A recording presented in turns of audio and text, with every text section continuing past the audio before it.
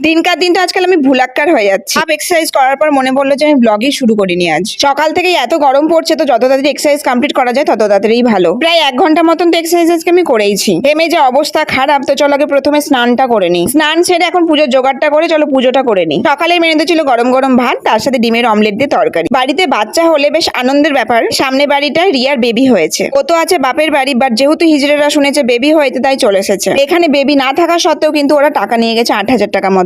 মানে বুঝতে পারছো কতটা জোরজুল। আগের দিন যে বাটা মাছের ঝোলটা করেছিলাম সেটা মায়ের খুব পছন্দ হয়েছিল, তাই মা আমাকে বললো আজকে জন্য মাছের ঝোলটা আমি করে দিই। তো আমার মাছের ঝোল তো তৈরি হয়ে গেছে। আমি তো শুধু মাছের ঝোলটাই বানিয়েছিলাম, তার সাথে কিন্তু মা বানিয়েছিল তিতকলার তরকারি, তারপর ছোট মাছ দিয়ে মাছ চচ্চড়ি। দুপুরে লাঞ্চটা সেরে নিলাম, আর এদিকে দেখো দুপুরবেলায় কিন্তু বৃষ্টি শুরু হয়ে গেছে। সকাল থেকে যা গরম পড়েছিল, বৃষ্টিটা হলো একটু শান্তি পেলাম। বাইরে তো বৃষ্টি হচ্ছে, তার সাথে ঠান্ডা ঠান্ডা হাওয়া দিচ্ছে, আর এই ওয়েদারে শরৎচন্দ্রের একটা উপন্যাস না পড়লে কি হয়। তাই আমি বসে গেছি বই নিয়ে। সন্ধ্যেবেলায় দিদি আর রুহি চলে এসেছে। কেন বলো তো, পাড়ার মন্দিরে যে মা প্রতিদিন নাম কীর্তন করতে যাই, আজকে মা ওখানে প্রসাদ দেবে, তাই দিদি রুহিকে আসতে বলেছিল। মা তো প্রসাদ বানাচ্ছিল, আর এদিকে দেখো আমরা সবাই মিলে বসে গেছি মুড়ি খেতে। ওইটা কিন্তু হেভি মাখানো হয়েছিল। চলো এখন আমরা সবাই মিলে রেডি হয়ে গেছি, একে একে সবাই মিলে হাতে হাতে করে একটা প্রসাদের থালা নিই। কারণ অনেকগুলো প্রসাদের থালা হয়েছে, মা একা নিয়ে যেতে পারবে না, তাই আমরা সবাই মিলে একে একে প্রসাদ নিয়ে চলে এসেছি মন্দিরে। আর এখানে দেখো পাড়ার সব কাকিমা বৌদিরা কিন্তু রয়েছে। মন্দিরে প্রসাদ দিয়ে আমি দিদি রুহি তো বাড়ি চলে এসেছিলাম। এখন বাসে রাত্রি 9টা, এখন প্রায় শেষের দিকে কীর্তন বলতে পারো। আমরা এসেছিলাম প্রসাদ নিতে। আগে তো বাতাসার হরিণট হতো, কিন্তু এখন চকলেটের হরিণট হয়। আর এইদিকে দেখো রুহি কতগুলো চকলেট পেয়েছে, তার সাথে প্রসাদও আবার।